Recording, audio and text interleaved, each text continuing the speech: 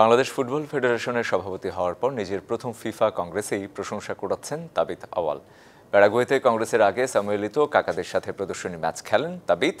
সাক্ষাৎ করেছেন ফিফার শীর্ষ কর্তাদের সাথে। তবে এমন দিনে সমালোচিত হয়েছেন ফিফা সভাপতি জিয়ান্নি ইনফান্তিনো। তার বিরুদ্ধে রাজনৈতিক স্বার্থের অভিযোগ তুলে কংগ্রেসের মাঝপথে ওয়াকআউট করেছেন ইউরোপিয়ান ফুটবল কর্তারা।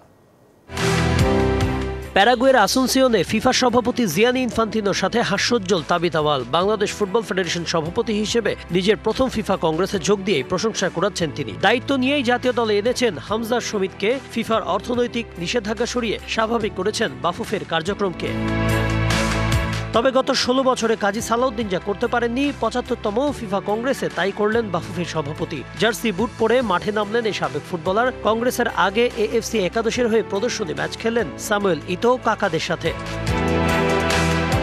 ফিফা কংগ্রেসে তাবিথ আওয়াল যখন প্রশংসিত তখন সবচেয়ে বেশি সমালোচিত হতে হয়েছে জিয়ানি ইনফান্তিনোকে। মার্কিন প্রেসিডেন্ট ডোনাল্ড ট্রাম্পের সাথে সফর শেষে সৌদি আরব থেকে ফিরতে ইনফান্তিনো দেরি করায় নির্ধারিত সময়ের 2 ঘন্টা 17 মিনিট পর শুরু হয় কংগ্রেস, যার কারণে ফিফা প্রেসিডেন্টের বিরুদ্ধে ক্ষোভ প্রকাশ করেছেন ইউরোপের ফুটবল নিয়ন্ত্রক সংস্থা ওয়েফা ইনফান্তিনোর এই বিলম্বকে ব্যক্তিগত রাজনৈতিক স্বার্থে সময়সূচি পরিবর্তনের স্পষ্ট উদাহরণ হিসেবে উল্লেখ করে বিবৃতিও দিয়েছে।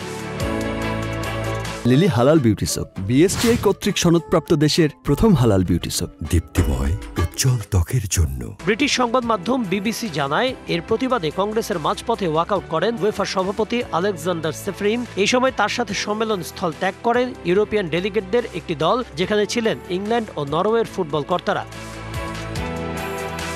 সাম্প্রতিক সময়ে নানা কারণে একাধিক ইউরোপীয় দেশের ফুটবল কর্তাদের সাথে ইনফান্তিনোর মতবিরোধ দেখা দেয়। 32 দলের ক্লাব বিশ্বকাপ আয়োজন, 64 দলের মূল বিশ্বকাপ আয়োজনের সিদ্ধান্ত সহ নানা কারণে এই দ্বন্দ্ব আরও ঘনীভূত হচ্ছে। সাথে যোগ হয়েছে ডোনাল্ড ট্রাম্পের সাথে সাম্প্রতিক সময়ে অতিরিক্ত সখ্যতা।